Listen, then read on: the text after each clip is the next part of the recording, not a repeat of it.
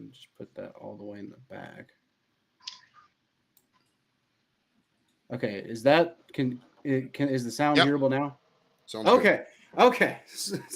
Yep. God, this is complicated. This is what I don't even know how much is StreamYard?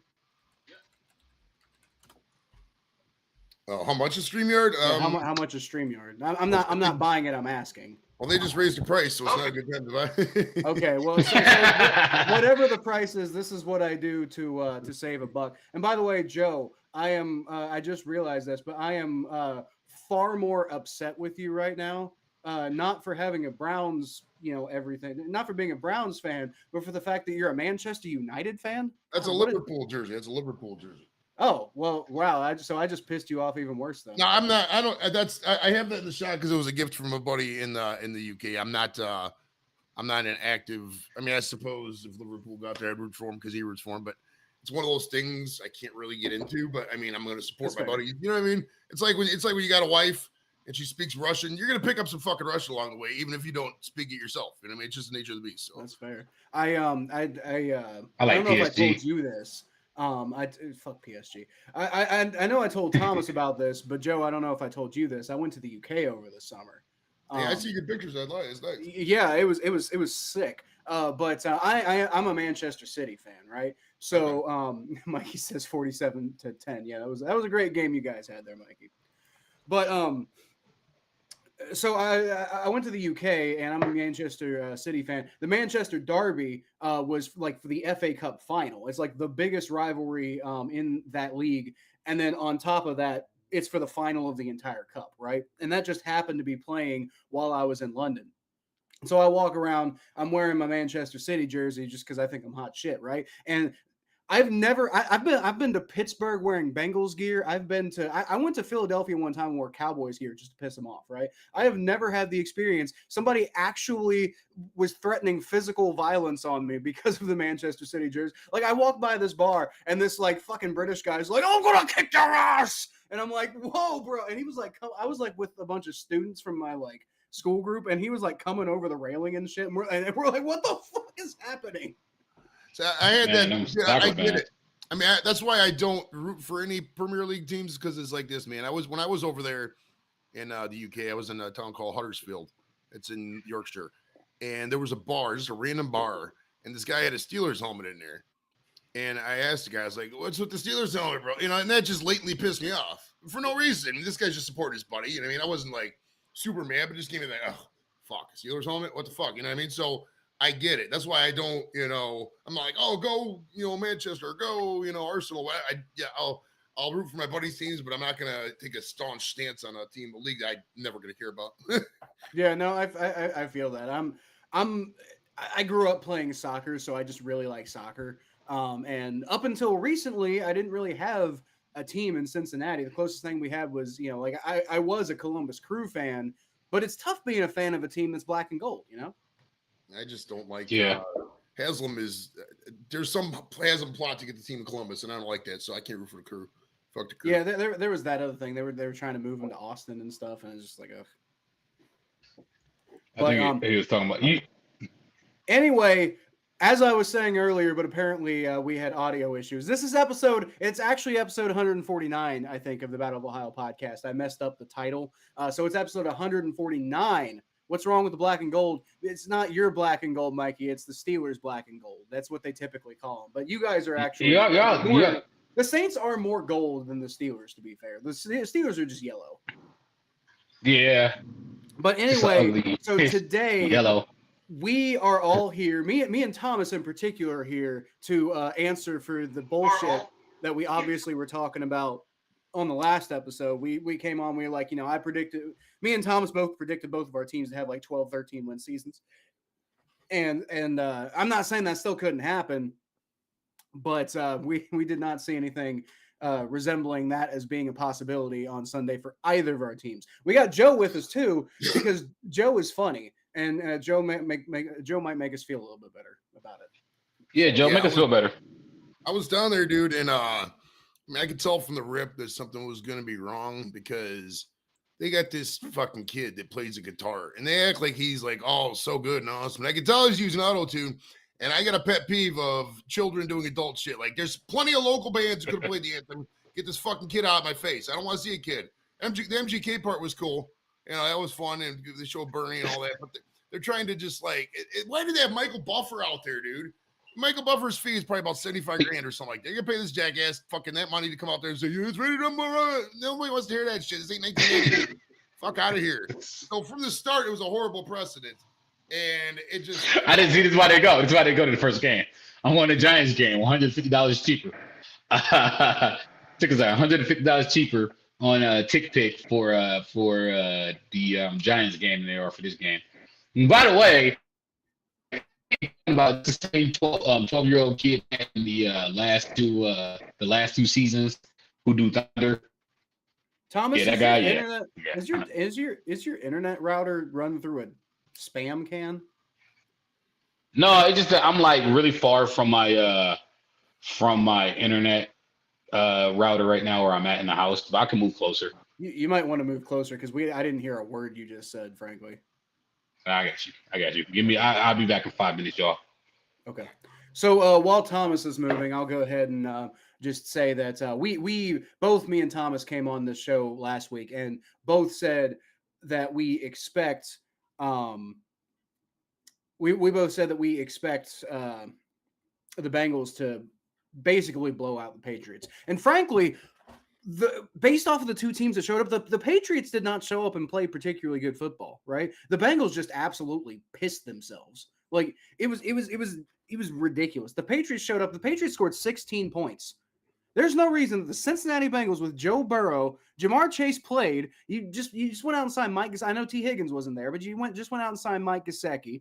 Andre Yoshivas is supposed to be this, guy who's like, going to make this big fucking difference and everything. You got 5 tight ends on the team because you have so many good tight ends that you can't figure out who you're going to keep on the team. You just got these 2 new shining running backs. And like, I know Joe Mixon went off and had a good game with Houston, but he was having a bunch of bad games with us. So, trying to draw those comparisons for a lot of people was crazy. But the point is, you had all this hype around the offense. Zach Taylor is known as this offensive play caller. We come out and we put up 10 points against the Patriots. And I know Tanner Hudson fumbled the ball and took points off the board because of that. And he's stupid. And, I hope I'm not saying he should be cut. I don't think he should be cut, but better players have lost their careers over lesser mistakes in the past than that. So it may be the case that might be the last chance they give him, because there's another guy named Tanner McLaughlin who's coming to try to take some snaps away from him. And after a mistake like that, it just might happen. So I don't know. I'm with all the talent, and the offensive line played better too. The offensive line played well. I didn't get to watch many of the early games because I was tailgating and running around. So I just saw some of the scores. But would you say unequivocally that this was just a bad week for football? Like, it just general, the quality of these games was just garbage, dude. I watched obviously the Browns game, and I watched that Thursday nighter, and I watched I think some of the Sunday nighter, maybe, I don't know. But just garbage football. Let me look at the stat lines, dude. You see how Aaron Rodgers played? Yeah, he was play like shit, right? Yeah. I don't know if it's these guys need practice in the preseason more, if they just don't care because their contracts are bigger. But for me, the quality of football is just fucking garbage, dude. Maybe. I haven't been paying a whole lot of attention to but the Chiefs are a good example of this every year too. The Bengals are not the only team that starts slow every year. Every year the Chiefs come out and everybody's like, oh, is this the year the Chiefs fall off? And then, by the end of the year, they're obviously the Super Bowl favorites. And the Bengals, the first 2 weeks of every year, which makes me really nervous because we got to play the Chiefs next week. But the first 2 weeks of every year, the Bengals play like absolute dog shit. And then by week 3 and 4, now suddenly everything's really kind of like getting going. So I don't know. Like there has been this trend, which is why I push back against Bengals fans saying we should play the starters more in the preseason. There's been this trend in the NFL that in general the starters don't play because you don't want to get hurt. But you're right. A lot of this early football is terrible football. And I do wonder, actually, maybe does everybody need to ramp up? Do you think there's any concerns with Burrow himself? Like, do you think there's any latent injury residuals? I mean, it's in play with Deshaun too. I mean, yeah, these guys didn't. I mean, they're both Pro Bowl quarterbacks at some point in their career. And this is abysmal performances on both of them. Both of them coming off injuries. I mean, do you think there's a concern there? There was a little bit because like I thought he looked kind of weird, but he was practicing today without his arm sleeve, so that's I think Joe Burrow's way of telling to the world like, hey, no, it's not the arm. I just fucked up. I'm sorry. He said that he feels fine. Like the broadcast while I was watching, I've got the audio off because I'm commentating, so I can't hear what the commentators are saying. So I don't know what they were saying, but I saw the camera kept panning to Joe Burrow's wrist, and it looked a little swollen to me. So I don't know if that was the injury popping back up or if that was just like, hey, it's been a long time since I put my arm through this kind of stress that it's, swelling up a little bit and stuff. I don't know if it's like a long-term injury issue. And the way that the injury was told to all of us at the time, and not just from the Bengals, but from all the doctors and all the sources and whatever, was that this was going to be an injury that's not just going to heal, but it's going to heal. Like it's probably going to take the rest of the season to heal, and that sucks. But if it happened in week 1, he might have been able to come back. But in no way, shape, or form should it be bothering him this late. So, I mean, I don't know. Like, the worry, I think, is maybe like if he takes the wrong kind of hit and it kind of like gets re-aggravated or something. But it should have been well healed by now. That's the reason why I just like I don't think so, because he'd almost have to pick up a whole nother injury to do that again after all this time. After this, that injury should have already been well healed by now. Any concerns with the offensive line there? And you guys got some new guys in the offseason, try to revamp it. Is it working good? What's it doing?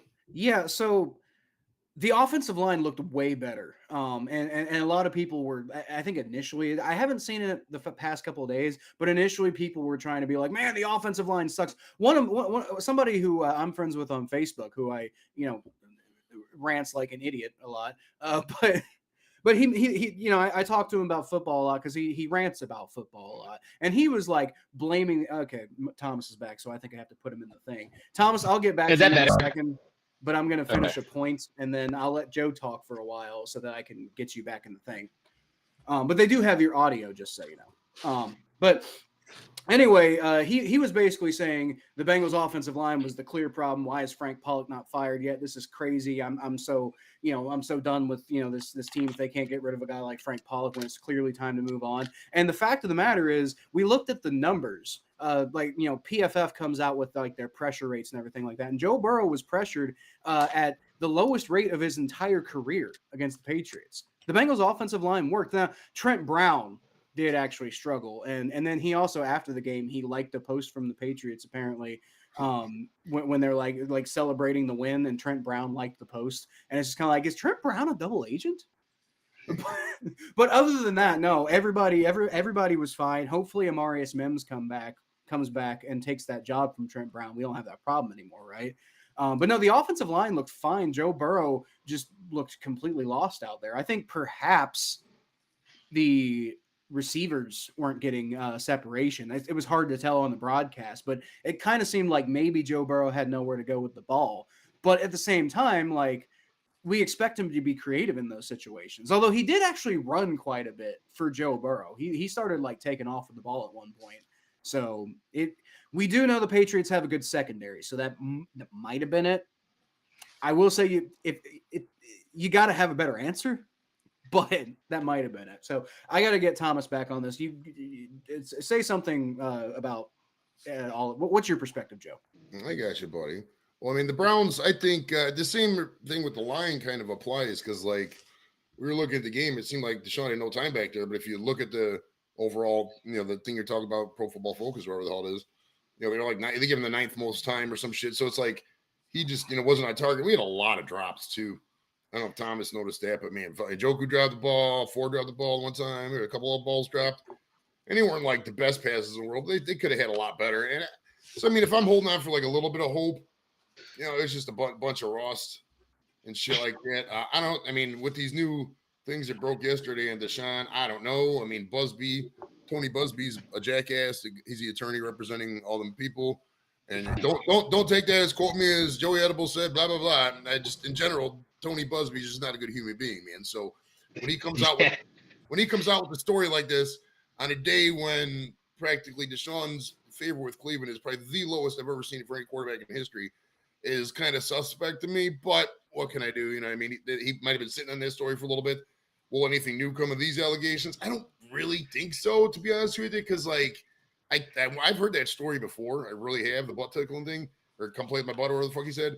And I just don't. It just doesn't jive with me. So I don't think anything's going to happen there. But I mean, the shit kind of weighs on a person. I mean, I know if fucking they were talking about me like this in the media all the time, you know, it would eventually be like, okay, I'm done with this. You know what I mean? So yeah, hopefully he can. I mean, but in his shoulder though, I don't know. We'll see. I mean, he has to.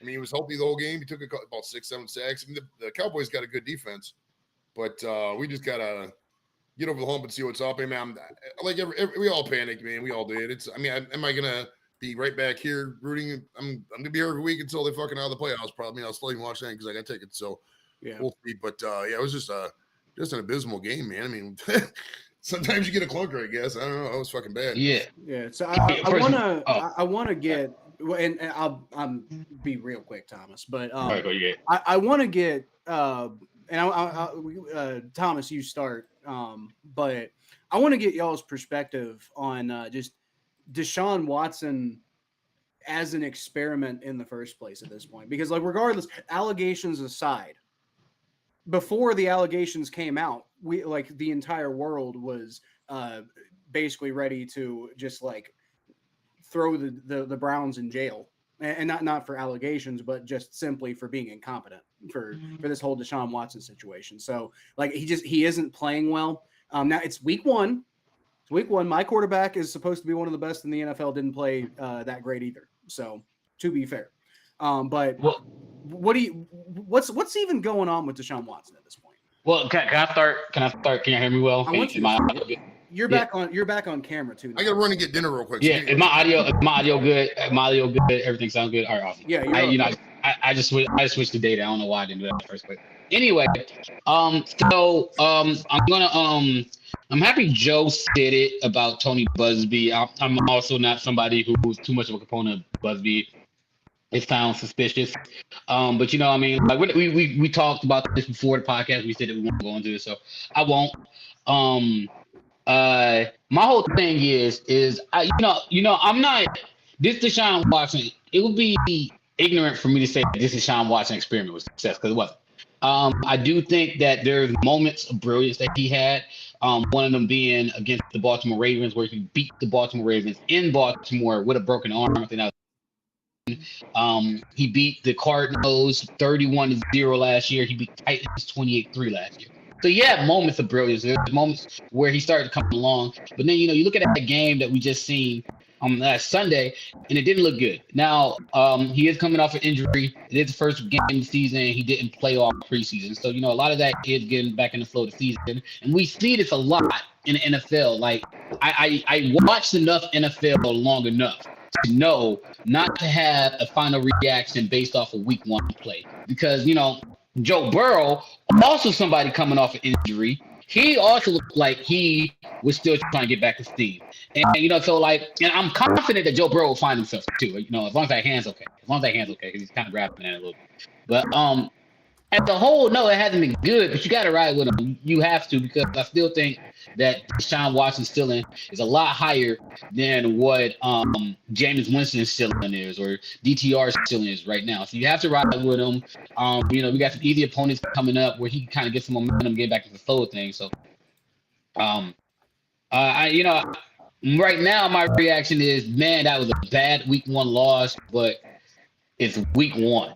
Like, you don't make brass decisions in the NFL based off of week one. Ryan Fitzpatrick threw 500 yards in week one before and 4 touchdowns, and they called him fifth magic. By week 6, he was out of the league. So, like, I don't think that we can. I think that everybody should just take a deep breath for a second, because we got another game Sunday, and I think the best person that gives us the best chance to win on Sunday is Deshaun Watson, and you got to start Deshaun Watson on Sunday. That's just me. Well, obviously you got to start Deshaun Watson. You can't. Yeah. Like not starting Deshaun Watson would just be like at this point. If you don't start Deshaun Watson, you're giving up on him. Like now the question is, some people are saying that at this point this is this has gone to a level that's like you can't get past it. Mm. I don't know. I'm not saying I agree with that. In fact, I actively don't.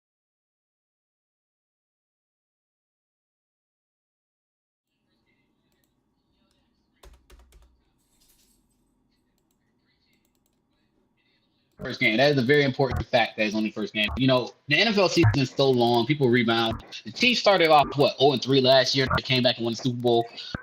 So you know, I mean, there's so much that can happen over the course of an NFL season. You have to, you know.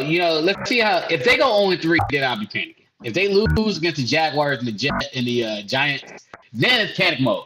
But I don't think they're losing to the Giants, and I would like to believe they beat the Jaguars, but I don't think they're losing the Giants. So if that happens, they lose the Jaguars and the Giants, then I'll panic. If they go 0-3, I will panic. Even if they lose this weekend, I'm not going to panic on this podcast next week, Kyle. If they lose to the Giants, I will panic. That'll be when I panic. There is no way on God's green earth we lose to the Giants. The Giants are in complete disarray. And even as bad as the game was Sunday, I take solace in the fact that we're only the 30th worst organization potentially in the league because there's no way the Giants and the Panthers are worse than the Oh, I feel so bad. I feel so bad for those fans in Carolina. Imagine the Browns trading 2 first-round picks for Bryce Young and giving up Nick Chubb for a second-rounder. That's the equivalent of what Carolina went through. Yeah, I mean, like here's the thing though about Deshaun. You can say whatever you want about Deshaun. The thing is, at least you see Deshaun perform on a high level in the NFL. The Panthers gave up just as much as we did, if not more, for Bryce Young. And Bryce Young had never won on an NFL level. Never. So at least I can say, at least I still got hope that there's a chance that Deshaun wants to get back to that person, or at least close to it. Bryce Young never did it. And the worst part is, Caleb Williams already looked better than Bryce Young. And they got Caleb Williams with their pick. Oh, I mean, just saying. At least we're not the Panthers. I'm with you on this one.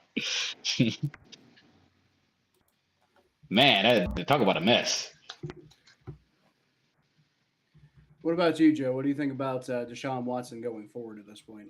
Well, I mean, before the year, I told people I'm not making a prediction until I see a game because I didn't know. I was this offseason was they didn't really do much. I mean, they signed a couple fringe guys, but they didn't really improve it like they did last year when they signed all those, studs on defense and stuff like that. I posted in a couple of Browns groups. I personally think he's probably done in Cleveland. It might be a little stretch, but I mean, if he doesn't go out, I mean, we got to win against Jacksonville. I mean, he got to. I mean, he got to show up.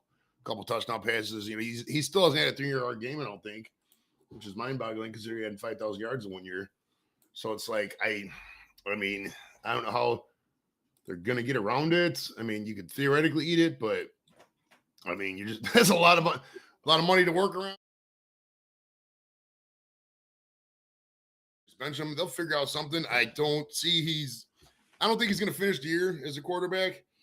I don't know if Winston is the answer really, but I just don't see it. I mean, he's either gonna get hurt or, God forbid he get hurt, but I mean, he's just fragile at this point. Rumors that we were talking earlier about his shoulder. I mean, whenever in NFL history, there's no comp. I mean, no, there's never been a guy who's been off for practically 3 years and then had major shoulder surgery and then come back to play. We've never had a comp on that. So I mean, that part's just such unknown. I mean, he's played 13 games in 3 years. I mean, that's not even a full season, dude. That's not a lot of football. You know what I mean? So I don't know. It's I'm not holding up high hopes. But that being said, if you goes out against Jacksonville and balls out, we'll see. But as of right now, it's panic time here in Cleveland as far as I'm concerned. I mean, it was just bad, dude. It was just a bad game.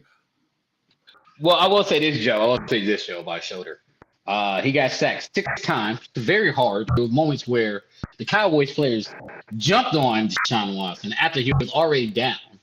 And he got up every single time he got sacked, relatively unscathed. So, I will say the hit test, the phone drop test held up. So at least I don't want to keep testing it, but at least he didn't get hurt this weekend. So that's a positive. I mean, Stefanski's offense is just so ridiculous. I mean, he goes 5 wide all the time. It was bad today. Yeah, it was bad. That was bad. That was bad play calling. Like I mean, I don't mean to interrupt you again, but that's another thing that I've seen. Like I'm like you said it earlier. It wasn't just Deshaun, and I will say the blocking was bad, the route running was bad, the drops were bad. It was like they didn't play. What's his name? Elijah Moore had a bad drop. Cooper had a bad drop, and on top of that, the other thing that really bothered me was it was third and like 10, third and 11. And Kevin Sampson drew up this wonderful play, and Deshaun Watson threw this wonderful pass. 5-yard game. Like, why are you drawing up a play for 5 yards when you need 10 to go? And it was a lot of short yardage drawn up plays in the first half. The offense didn't really get going in the first half because it felt like they just had the training wheels going in the first half. It was like, dude, what are y'all doing? Call some damn plays that are further than 5 yards. What are we doing here? We're dinking and dunking, and it's not working. And then, it was just it was bad. It was just a bad game. Bad game. Very bad game. Very bad. On the bright side, though, really bad. I will say, I mean, I didn't really get taunted by many Cowboys fans. They didn't, but on the other hand, that may be a bad thing because maybe they were just like a non-entity. We were just like a non-entity to them. They're like, the Browns, fuck, we're going to beat you guys and not care kind of thing. So, I mean, there was a lot. I got to fight with them. Those guys travel well, dude. I know a lot of it's because tickets to Browns games are cheaper than, tickets to games in Dallas. But there was a good 20% of the stadium was Cowboys fans, which is quite a bit for a team from that far. Like I got to fight with some Cowboys fans. I got to fight. It was these fans. They were from Toledo. I was like, y'all not even from Texas, are y'all? They're like, no, we're from Toledo. I'm like, well, if you guys were being from Toledo and being Cowboys fans, but at least they're Cowboys fans, not Steelers fans. They probably are Steelers fans. Probably are, honestly. Thomas, is that a Pac-Man arcade game behind you? Yep. That's extremely cool. I just want. Oh, it's really fun too.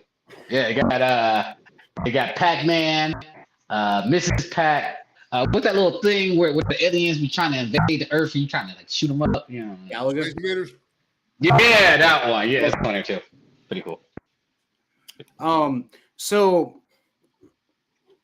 Yeah, Thomas, before you got here, or I think actually while you were, like after you got here, but when you were gone for a minute, Joe made a really good point about how just in general football was bad this week. Like there were good games for sure, but you've got a lot of these teams, and it's like, I mean, and this is not, by the way, to anybody listening, an excuse for the Browns and the Bengals for performing the way they did, because it was bad all around. Obviously, the Cowboys came to play. That's an example of a team that was ready for week 1.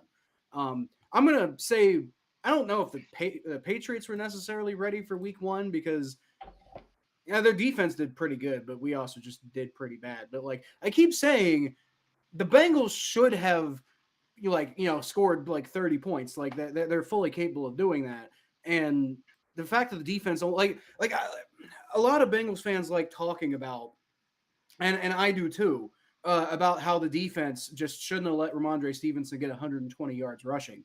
And that was really bad. And it was. But it was also a very normal defensive performance. And they did the Lou Anarumo defense thing. Like Lou Anarumo, one of his highlights as a defensive coordinator is not that he's constantly stopping opposing offenses and letting them do nothing. It's that, teams sometimes get a lot done against the Bengals, and then you look at the score at the end of it, and you're like, wow, that defense didn't let up as many points as you'd think with the kind of production that their offense got. And the Patriots only scored 16 points at the end of the day. So while the Patriots defense did fairly well, they could probably done better, especially with how prepared the Bengals were to play. The Patriots offense absolutely just looked horrendous. And a lot of these teams, like, the Steelers beat the Falcons 18-10, and it was 100% just because the Falcons looked completely unjumbled and ready to play. But the only team that I can think of this week that really showed up ready to play, fully bore on in week 1, and Mikey, you'll like this one, it's the Saints. This hurricane's bad. Oh, geez, they got a hurricane going on over there. That's not great. Yeah, Hurricane Francine, I think it is. I was looking at that earlier. That's Hope for the best. Yeah, man. Hey, yo, be safe out there, man. Look, I never been in a hurricane before, but things. I have a friend. I used to work with this guy. Anytime I made a hurricane joke, he would just look at me with a petrified look. He would be like, "You don't know how bad those are." Yeah. And I was like, "Oh, he sees some stuff." So, not joking about hurricanes at all. Be safe out there. Because apparently, I don't know how bad they are. So be careful out there. Yeah, for sure. So you had some teams that really showed up ready to play. Baker Mayfield, by the way, that's another thing we need to talk about. Right. Baker Mayfield showed the fuck up ready to play this week. He nearly 4 touchdowns. And for this podcast in particular, me and Thomas in particular being a Browns fan, but even me as a Bengals fan, having always really felt like Baker Mayfield was a really good quarterback who was just not put in good positions by the Browns. And for Deshaun Watson to have a game like that, and then for Baker Mayfield to have the game he had, that's actually like a lot of people have been trying to make comparisons between like Joe Mixon and Zach Moss. Like, oh, Joe Mixon had 150 whatever yards rushing, and Zach Moss barely had any. And it's like, yeah, but the whole Bengals offense sucked. And Joe Mixon got like 30 carries, so it's not really quite the same. He wouldn't have been utilized like that. And that's part of the reason why I think him getting a new team was a good idea, because he wouldn't have been used like that in Cincinnati. And you could maybe say the same about Baker Mayfield, but it's just like, man, I saw a meme and said, like, it seems like such a Cleveland thing. It's like only the type of thing that would happen in Cleveland, that Deshaun Watson magically sucks and Baker Mayfield is just magically one of the best quarterbacks in the NFL. That's why I think on a cosmic level, this isn't going to be that bad of a year, because we've seen Baker, dude. We've seen Baker before. Yeah, we've seen Baker. He's the Commanders. Baker will have 2-3 awesome games a year where he just blow out. And then he'll be completely mediocre the rest of the year and bring your team to 9-8, 10-7 record. That's what Baker does. He's a good 6 or 7 out of 10 out of quarterback. Well, he might make 2 or 3 Pro Bowls in his career, but he's not a Hall of Famer. He's not going to lead you to a Super Bowl. Well, he's definitely not a Hall of Famer. But when we saw that at this rate, I think Deshaun Watson has lost the Hall of Fame. Like he was on Hall of Fame pace with the Texans. I think that's gone now. Oh yeah, he took 3 years off, 4 years off, and his prime is done. So yeah, I would say that's a pretty fair assessment there. Yeah. I think so too. That's not a battle I'm fighting. Well, no, I still think. I still think that. All right, look. I'm not giving up on Deshaun Watson, the quarterback, yet. I think comparing Baker Mayfield beating a rookie quarterback, one of the worst teams in the league, and the Commanders, and Deshaun Watson losing to a team that went 12-4 last year, or 12-5 last year, whatever record they had last year. I think that's classic week one overreaction theater, honestly. We're going to see how Baker plays down the stretch and when he plays better opponents, all that stuff. But yeah, like I said, yeah, it sucks. That stings. That one does sting. But I will say Browns fans, they crushed Baker Mayfield when he was here. So Browns fans can't sit here and cry like, oh, we want Baker back. Man, y'all ran this motherfucker out of town. Come on, get the fuck out of here.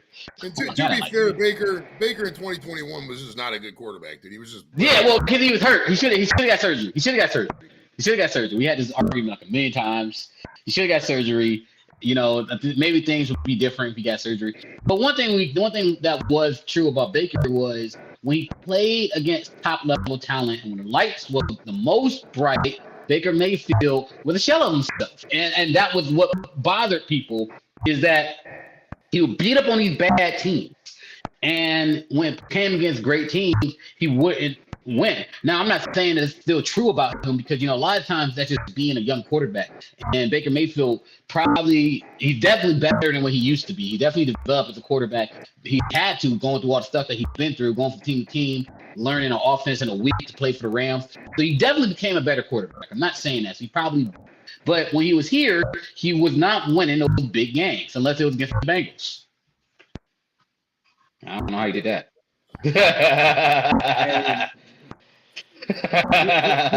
See, that's the thing. Like right there, that should have told you that Baker Mayfield is a quarterback worth, like investing into, because like I was the Bengals fan who's constantly getting bullied by Baker Mayfield. I was coming on here trying to tell everybody that, like, as much as I, am frustrated by him, I really respect Baker Mayfield as a quarterback, because, like, every quarterback has bad games, and Baker can be a bit of a hothead too. I think that was part of the problem. But you're in Cleveland, like if you were in like New England, or currently Kansas City, or somewhere where they're just there's just constant success, and the media attention is just constantly straight focused on you, and they're looking for any type of slip up, and not just expecting the Browns to be the Browns, then I think it would make sense that you would want somebody more like Tom Brady or Patrick Mahomes, who's much more of like like they can really handle themselves in front of the media. But like the Browns just needed to, like, Johnny Manziel happened, okay, fair enough, but not every hothead is Johnny Manziel. Well, Baker also, he was on social media way too much. He got way too involved. Yeah. It's one of those cases where you need a change of pace. I mean, it really did. It wasn't going to work here. He wasn't. I mean, that's also probably true. I like his commercials. Commercials were good. Commercials were good. Especially the one we went to the Rock and Roll Hall of Fame, and he was, that was funny. I thought that was funny. Oh, you're next door. Yeah, I thought that was funny. His commercials are great. I gotta get this. I wish the kid well. I don't wish anything bad to Baker. Like, honestly, like one thing you do gotta say about Baker was he was stand up for Cleveland though. And I respect that. I respect the fact that he represented Cleveland. He was somebody who would stand up for our city. And like, I respect that. So speaking of players who tried to work out in a city, didn't work out, and are now on a new team, however, not playing nearly as well as Baker Mayfield, Justin Fields got his first win as the starting quarterback of the Pittsburgh Steelers, which, now he didn't play particularly. I mean, he didn't turn the ball over, but neither did Joe Burrow, and look what happened to us. He threw for 156 yards, and as a team, the Steelers rushed for 137 yards. And to be fair, 57 of those did come from Justin Fields, so he did a pretty good job of rushing the ball. But man, the Falcons, just like Kirk Cousins, came out looking like almost as bad as Deshaun Watson, frankly. Off of ACL surgery. I mean, it's the Steelers got a great defense. We got to admit the Steelers. I mean, they may have the best defense in the division, close to it. I mean, TJ Watt's just a fucking menace. Minka back there in the secondary. I mean, they got a great defense. But their offense, I mean, they got a couple guys here, their Pickens, whatnot. But by and large, it's nothing. I mean, they need a quarterback. We got to be real. Fields he's a scrap heap. Russell Wilson doesn't want to be there. He's just mailing it in. This is probably his last year. So they're probably gunning for a quarterback next year, but they run into the curse of the Mike Fratello Cavs. They're going to be, that defense is going to keep them right around 500, so they're going to get middle of the pack. So, well, that's the thing. I think this. I don't know. I think they just put a bad opponent. I will say a lot of our last episode was about predictions for like how the season was going to go for the AFC North, and I think me and Thomas both predicted the Steelers to be like he predicted 5 wins. I think I predicted like 7 wins. It might have been 6, but roughly in that range, like not like completely falling on their face, but still being like a definitively losing team this year. And I still think that that's definitely in the cards for the Steelers, because like that it's like the thing about it was fairly similar to the Bengals offensive performance. The difference is, I think most people think that it's a fluke for the Bengals. For the Steelers, I think we can all agree this is probably just what they are. And that's just not going to fly against teams that aren't the Atlanta Falcons. We can talk about TJ Watt and the defense all day long, but I mean, what happens when you have one injury, and plus in such an offensive league as we're in today, like the defense isn't going to be able to hold up forever. So but I will say it's starting to look like, maybe I was a little off, and maybe it's going to be another one of those seasons where it's going to be, looking like, are the Steelers going to finish with a winning record this year? And I don't think they're going to be making the playoffs, But I think at the end of the year, it's going to be more like, can they get over that 500 hump like they always do? And so for me, for somebody like me, I'd be hoping for like them to go like 8-9 fucking finally. But I do think you're right though, Joe. I think they're going to be, looking like they're probably going to end up being a middle of the pack team if this is just. I mean, you always got to keep in mind, there's 7 teams get to the playoffs now. 9-8 could make. I mean, there's a lot of mediocrity out there too. 9-8 could make the playoffs in the AFC this year. It really could. It could. I don't know if it will. I don't know if they're going to be that good. In the NFC, maybe in the NFC because the NFC is so top heavy. In the AFC, I think the talent's a little bit just too kind of spread out. Like, I mean, I know it was a really bad week 1 for them, but I still think the Jets are going to kind of get it together a little bit more. Aaron Rodgers didn't have the best game, but it wasn't as bad as Deshaun Watson. It wasn't even as bad as Kirk Cousins. Frankly, it arguably was about the same as Joe Burrow, except Aaron Rodgers threw a pick. And Joe Burrow would have had a turnover if it hadn't been for one of his offensive linemen falling on that fumble. And that was one of the. Look, we're done talking about the Bengals, but I just got to say, like, some of the decisions Joe was making in that game was like, you would have thought he didn't hurt his hand last year. You would have thought he hurt his brain. Like, he just looked completely for Joe Burrow lost. Now, obviously, if I'm going out there playing, I'm going to look a hell of a lot more lost than Joe Burrow looked. But Joe Burrow, I think, has higher expectations than me. And, damn, the way he looked like when Andy Dalton used to go out there, like, he looked like playoff Andy Dalton. That's what he looked like. He just looked completely lost, like he had no idea what he was doing. It's kind of like that every year, week 1, but usually you can kind of get away with it because of this, that, and the other. And this week it was just all full blast. Joe Burrow was not prepared for this game. Perhaps he was hanging out with you, Joe, with the right. And that's what he was doing before the game. I got a funny story. So we get this. It's 4:30 tailgate time. Game start time really fucks with the tailgate. We don't really know what time to show up because usually we get down at about 7. The game is the long tailgate. The long tailgate. Dude, we got down there about, I'm gonna say 9:30, 10 o'clock, and we smoked it out. I smoked quite a bit, as you know. I mean, it was a tailgate, and there was no cops by where we're at, so we're just fucking sparking away. And my one buddy got so high, I was like, dude, we got to go watch some of these early games. He's like, all right. And every fucking bar we went to, he's like, it's too crowded. So we just basically walked around a giant block because everybody was too high and they didn't want to go in the bar because they're all paranoid and shit.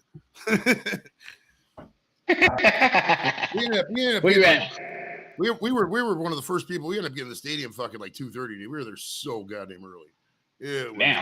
I think that's what made it such even worse things because I was just waiting, and then just to come out like that, like fuck you. Come on, man. Man, I was just gone. I was like you. I was partying through the whole entire city. I was on West 6th.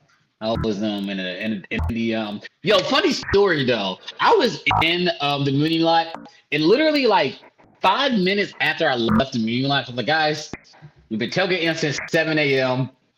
I'm about to go to the bar. I'm gonna give you something to eat. Shout out to Cocky's Bagels, and they're wonderful bagels. I went over to the flats, give me some food. Excuse me, literally 5 minutes after I left the community lot, Donovan Mitchell and Myles Garrett shows up. Right. They're like, yo, where you at? There's a group tailgate in the community lot they call the Browns Bunch. This guy Jason Darwish runs it. He gets. I think he's friends with Myles in some capacity because Myles has been to that tailgate a couple times before. So that's when you can. I mean, that's kind of the. I'm trying to think of the vibe. Do you remember? This is the best way to explain it. It's kind of a weird corollary. Do you remember Harold and Kumar go to White Castle and those guys that kept fucking with Harold and Kumar, those real douchey guys? That's what that tailgate. Those kind of guys. The frat bro kind of things. That was that same tailgate. They put up that Deshaun statue with the fucking giant. Yeah. I know what you're talking about. Same exact group. Yeah, those guys. Interesting. Yeah, those guys. So one team that I think kind of illustrates something that Joe was talking about earlier with these guys showing up kind of not ready to play. And he kind of, I think me and Thomas look kind of like, I don't want to say stupid, but like, you know, we definitely kind of put our foots in our mouths a little bit, talking about, on the last episode, we were talking about Lamar Jackson, how he kind of like, you know, really kind of, I felt showed the real Lamar Jackson against the Chiefs, which was, you know, yeah, there's some pretty insane plays there, but there's also some like legitimate substance concerns with Lamar Jackson. Or like, well, no, like when I say substance concerns, I mean like, you know, like technique, and I don't think that his style of play is always sustainable, and that's why they have such a poor playoff record and such a poor big game record, right? And so he didn't make any like egregious mistakes. You know, he obviously he lost the one fumble, but he didn't throw any interceptions. He also only threw one touchdown. He didn't get in the end zone himself with his legs, which is something that we're used to seeing him do a lot. But the thing to me was like that final drive, he was just throwing ducks out there. Like he was tired, or like his brain had just like left the stadium. It was like basically, again, I don't want to put my foot in my mouth too much because Joe Burrow looked like that all damn game, right? But Lamar Jackson, this is a consistent thing with Lamar Jackson that we see all the time, and people like people don't talk about it a lot because they get focused on the highlights. You know, they get focused on like, you know, Lamar Jackson being this incredible quarterback, and yet what we saw out of Lamar Jackson, I think we lost Thomas, by the way. Okay, well, hopefully he comes back at some point. But my point about Lamar Jackson is like, this is he reminds me of like a way, and I've said this so many more times on the show before.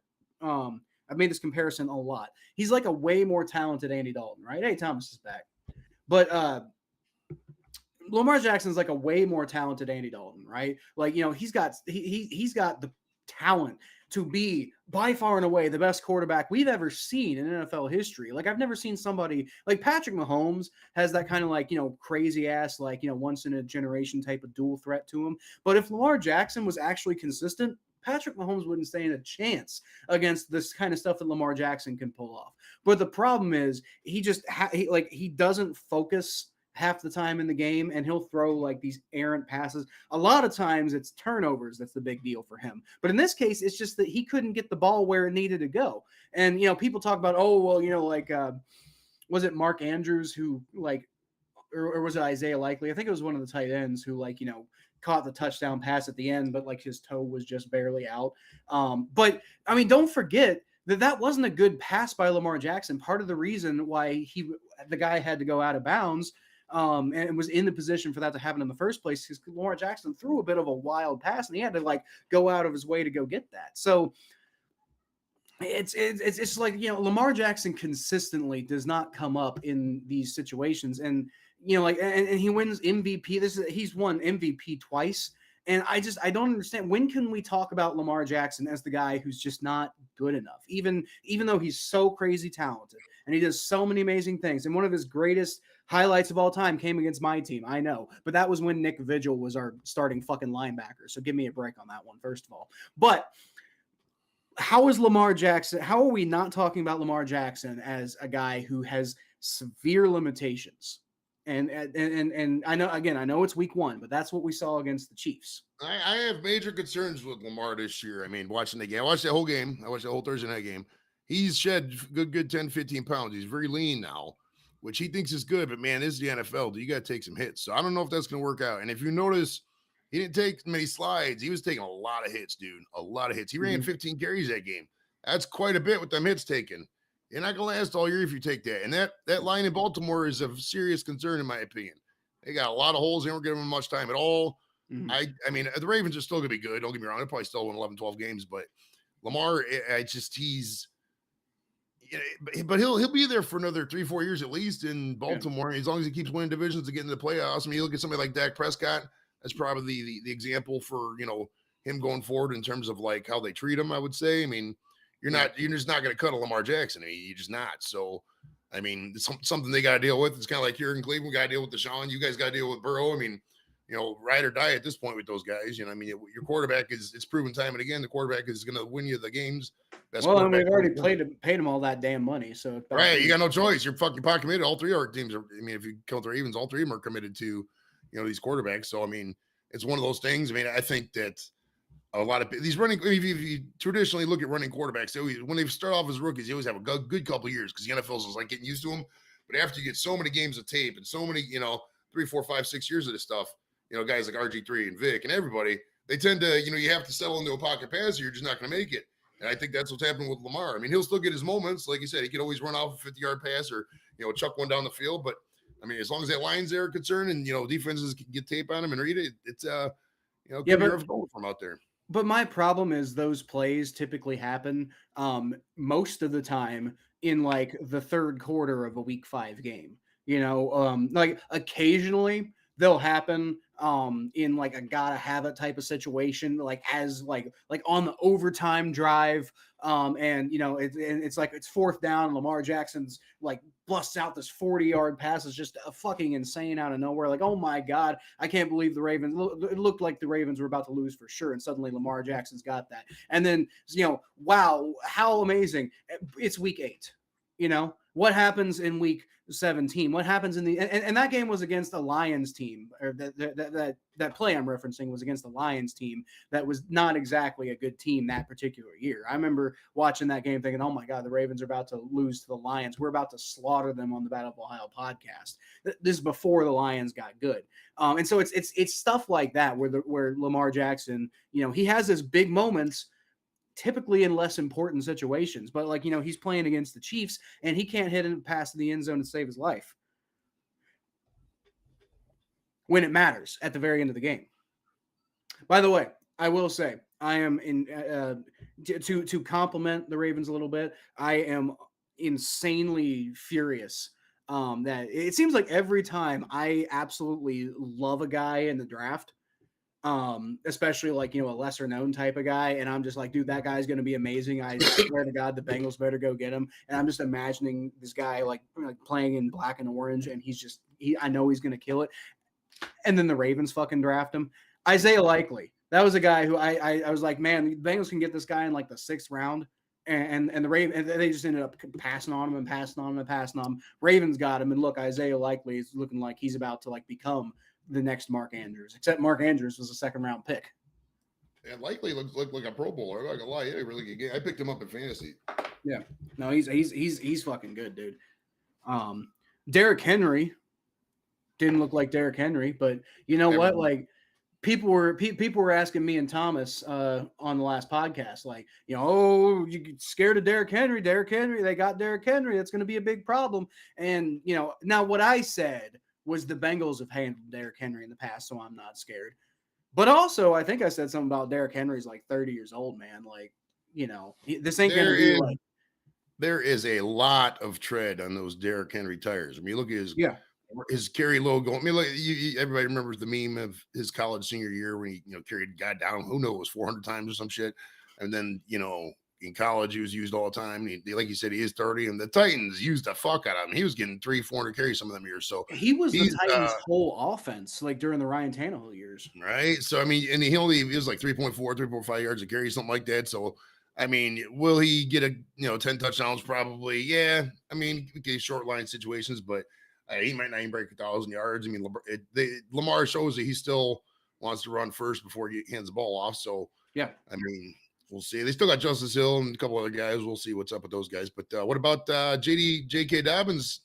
I had a good game there in L.A. That was a nice change of pace for him. That's good to see. I will say,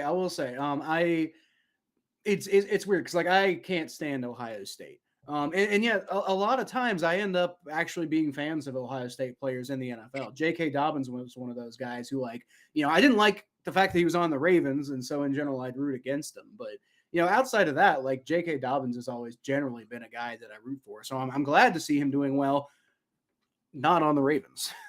Right. Ohio, you can talk about Ohio State, boy. They got some burners. Quinshon Judkins they got from Ole Miss. And that freshman they got, Jeremiah Smith, those guys got some fucking wheels, dude. That Jeremiah Smith, if he stays healthy and plays all 3-4 years, he's gonna get a Heisman. You watch, he's a fucking burner, dude. And I hope the Browns can get Quinshon Judkins next year in the 2nd round or whatever the fuck it is, because that guy's got some fucking he's got some speed. How do you think Marvin Harrison's gonna do with the Cardinals? I always thought Marvin Harrison was a skosh overrated coming out, man. I saw him play in college. I mean, he's a good receiver, but I just didn't get the insane hype. Like there's people like, oh, the Bears should take him at 1. It's like, I don't know. I think the hype is getting to him. I think he has a bit more of a big head than a lot of people think. Like that whole Jersey Gate thing. Like they wouldn't let the NFL shops make his jersey or whatever. So I think he's, probably like an early Mo Claret, got somebody in his ears telling him the wrong kind of shit. So we'll see. I mean, it's still one game, but he didn't look Romaduzzi didn't look hot either. But so who knows? I mean, the best rookie wideout was probably Xavier Worthy in that Chiefs game. That boy's got some wheels too. Jeez. Thomas, did you like leave or something? Yeah, my audio wasn't working for some odd reason. Yeah, your audio is doing this like. Can you hear that, Joe? Like when Thomas is talking, there's like this. Bah, bah, yeah, sounds very biscuity. Yeah. Wait, what it sounds like is like you've got like there's like some sort of like noise in your background, and so when you talk initially, that like muter kind of turns off, and you can hear that noise in the background. That's what it kind of sounds like. Ah, that's weird. Yeah. Okay, I hear it now. Okay, all right. Well, you're not on the thing now, so that's, let's see, how do I? Okay, well, so right now, Thomas, we've got your audio, but we don't have your video. So once I get a second, all right, that's cool. Video back, but we got your audio. That's cool. But anyway, real quick, I wanted to talk for a minute anyway, because Jeff in the comments here just mentioned that Joe Mixon did good with the Texans. I referenced this a little bit earlier, Jeff. Joe Mixon did do good with the Texans, and I really hope, I hope the Bengals win the Super Bowl, which means I hope the Texans do not win the Super Bowl. So there's that. But I personally, I'm a big Joe Mixon fan. Y'all can see I got Joe Mixon's one of the posters I have in my room. I fucking love that guy. Joe Mixon's my dude. But I will say, yeah, there you go, Joe. I will say though, it was time for the Bengals to move on from Joe Mixon, and it wasn't because Joe Mixon's not a good running back. I think it was just the scheme, the Zach Taylor scheme, clearly wasn't meshing with Joe Mixon's talents. And you noticed Joe Mixon had a lot of rough games with the Bengals last year. So Joe Mixon had an incredible game with the Texans, and a lot of people have been using that. I'm not saying that's what you're doing, Jeff, but a lot of people have been using that to be like, oh, look, the Bengals should have never got rid of Joe Mixon. They should have, Zach Moss and Chase Brown are such a downgrade. And like, first of all, Zach Moss, I think averaged 5.1 yards per touch. Like, for what that's worth. It was like 4.9 yards per like run, but like if you count in if you count in catches, it was 5.1 yards per touch. So the reason Zach Moss didn't have a big game with the Bengals is because they gave him 9 fucking carries. Joe Mixon got like 30 something. That's why he had 150 something yards. And fair enough, he did very well with those carries. That's not what I'm saying. What I am saying is if he would have not gotten those opportunities with the Bengals. So it would have been a completely different type of performance. And, you can make the arguments you want to make about, like, should they get rid of this guy? Should they get rid of that guy? Joe Mixon's one of my favorite players in Bengals history. So I'm sad that he's gone. But I also understood why we moved on from him at the time. But I think beyond sentimental reasons, we had to move on. And yeah, he did a great game with the Texans. I'm glad for him. He made those comments about how, like, he's glad to be with an organization that values him. And he specified that he didn't feel that the Bengals did that at the end. And like, dude, I'm not here to like get involved in any fucking drama with Joe Mixon. Like, if he's going to like start some shit, he can start some shit. I'm a Bengals fan. I'm used to players throwing shots at us after they leave the team. Now, usually they do that once they retire. They don't usually do that right after, like, while they're still playing. But Joe Mixon, you do like, you're on a new team and you got to hype yourself up to play for that team. So I'm not mad about that at all. But what I will say is I do not think Joe Mixon has 150 yards rushing if he's playing for the Bengals in week 1. I think he did that because he was playing for the Texans. Yeah, no, I agree. I think that I'm with you on the Joe Burrow thing. Not Joe Burrow, Joe Mixon thing. I think that Joe Mixon being, a lot of times players to the team, they have It's week 1. Actually, I'm just going to say this again. Everybody in week 1, just take a deep breath. It's week 1. Take a deep breath. It's week 1. Everybody do a week 1 deep breath. Fuck. Week 1. Nobody overreact here. We are not like having a rash reaction in week 1 is the biggest mistake that you can do in the NFL. Like again, Fitzpatrick threw for 500 yards in week 1, and he was out of the league by week 6. So it's week 1, guys. It's week 1. I think Joe Mixon. I think Joe Mixon showed us who he is. I don't think Joe Mixon has a lot of tread on that tire. I think he might have bursts here and there. He's an NFL veteran. He will have nice moments, but I don't think that he's the top echelon running back in the league anymore. I don't think you missed anything, Bengals man. There's not many running backs left, dude. I mean, if I was to say, hey, give me 5 good running backs, you'd be like, you know what I mean? It's like McCaffrey was hurt. He's probably considered the best. I mean, who's after that? I mean, Bijan Robinson. Chubb got a broken leg, so he's coming back from that. So, Right. I mean, Chubb, we can't guarantee he's coming back. I mean, it's this might be the worst year. I've been following football for quite a while. In my lifetime, this is the worst year I remember for running backs in a long time, dude. Like, you used to That's the way the league's going, really. Yeah, you used to have a fantasy draft, man. You could have fucking the first 2 rounds, you get 15 good running backs, 10 good running. There's nothing. There's like 2 or 3, and they're barely, most of them are in rotations and shit like that. The days of the workhorse back, the Derrick Henrys and Nick Chubbs, that's the kind of last of a breed there, man. They just don't do it anymore. Yeah, I will say as far as fantasy goes, it's weird. I used to be the guy who was winning I'd be in like 4 fantasy leagues and I'd probably win 3 championships, right? And it's just like the whole thing's flipped on its head now because I'm still in that mentality of if you go get 3 high quality running backs and you'll dominate your league, right? And it just ain't it ain't like that anymore because a hit on a wide receiver is going to be just as good as any running back you're going to get, even in fantasy purposes, because a lot of these wide receivers are taking runs out of the backfield now too. And a lot of these running backs just aren't getting the kind of catches that they used to. Like Marshall Faulk kind of make his whole game on being a guy who could run the ball, but also catch out of the backfield too. And, from a fantasy football perspective, that's like the fucking golden child because you get a guy who's just going to be getting as many touches as what you want to draft in fantasy is a guy who's got a lot of talent, but also is going to get a lot of touches. That's why quarterbacks are just so overpowered when it comes to fantasy scores. The only thing that evens that out is the fact that all quarterbacks do that and everybody's got one quarterback. So it's running backs just aren't what they used to be. And it's part of why, it's really hard for a running back to get a big contract anymore. The Bengals took a lot of flack for signing Joe Mixon when they did. And, they moved on from him because eventually that contract was just too damn heavy. I imagine the Texans are going to do that before too long too. I don't know exactly what the details of Joe Mixon's contract are off the top of my head, but once he's got once they can get out of that contract just because he's getting up there in age, the Texans will probably move on from him too.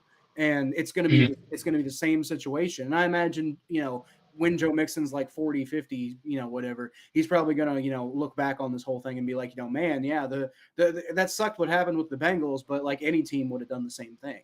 At least the Bengals did Joe Mixon a favor by trading him to a contender in a place where he could, really have a great end to his career. Instead of trading him to the Jets because the Jets offer a king's ransom.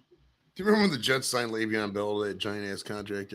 That was absolutely I did think Le'Veon Bell was going to do better than he did, but that was around the time I was starting to come to the decision in my I put out a video on my channel about why you shouldn't pay a running back. Now that video's a few years old at this point. I could probably stand to update it. But when the whole Le'Veon Bell thing happened, that situation is actually, I think, what convinced me that you just shouldn't really be paying running backs that kind of money anymore. And it's not because they're not worth it as human beings and whatever. And I we're not getting into that whole thing. It's because there's a salary cap. You can't allocate that much of your salary cap to a running back because running backs just don't make that kind of an impact. I mean, Joe Mixon is a good example. He's got all that talent, right? Insane amount of talent. He just showed off against the Texans. He was here for the Bengals for the longest time, and we went to the Super Bowl once, and that wasn't because of Joe Mixon. I promise you that.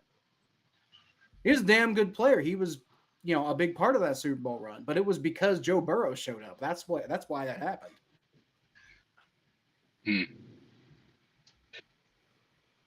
Come on, go to these picks.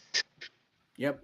Yeah, we should probably go ahead and move on because Jesus, 6. I actually we actually might have to rifle through these pretty quickly because I got to be somewhere at 6:30 and I'm probably already going to be late. But you know what? It is what it is.